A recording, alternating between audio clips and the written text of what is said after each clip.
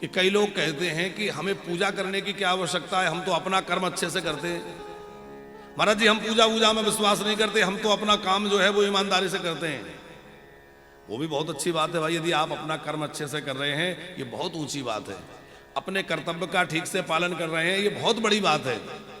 लेकिन भजन क्यों जरूरी है, माला क्यों जरूरी है, पूजा क्यों जरूरी है, हम ये कहना चाहते हैं।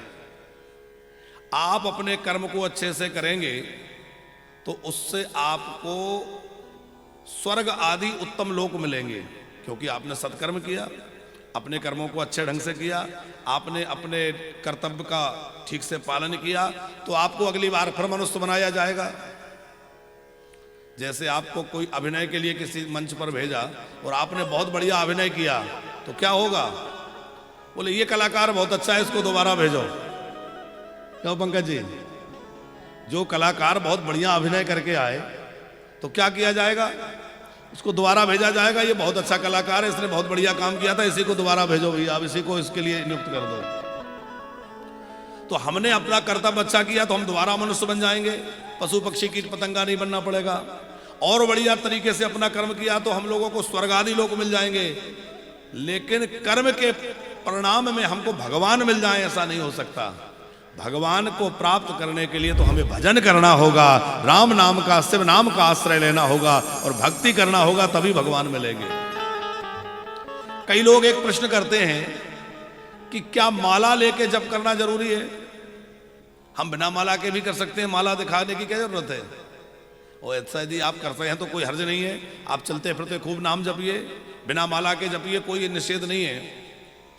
लेकिन माला जो है वो हमें याद दिलाती है। हमारे हाथ में माला है तो जब भी हाथ में माला रहेगी तो हम नाम भूल भी गए तो माला याद दिलाएगी कि नाम जपना है, तो फिर हम जपने लगेंगे कि नहीं। तो माला हमें भजन की ओर प्रेरित करती है। श्री कबीरदास जी कहते हैं, माला मन से लड़ पड़ी, माला मन से लड़ पड़ी, क्यों बिसरावे मोए, और बिना शस्त्र का सूरमा कोई ना देखा होए। जब भी कोई युद्ध मैदान में सूरमा जाता है तो वो शस्त्र लेके जाता है। ये माला क्या है, बोले ये माला भैया विकारों से लड़ने के लिए शस्त्र है और भगवान की प्राप्ति कराने वाला साधन है, इसलिए इसका त्याग नहीं करना चाहिए। माला लेके भजन करिए तो जल्दी लाभ मिलेगा, बाकी चलते फिरते सोते बैठते कभी भी करिए।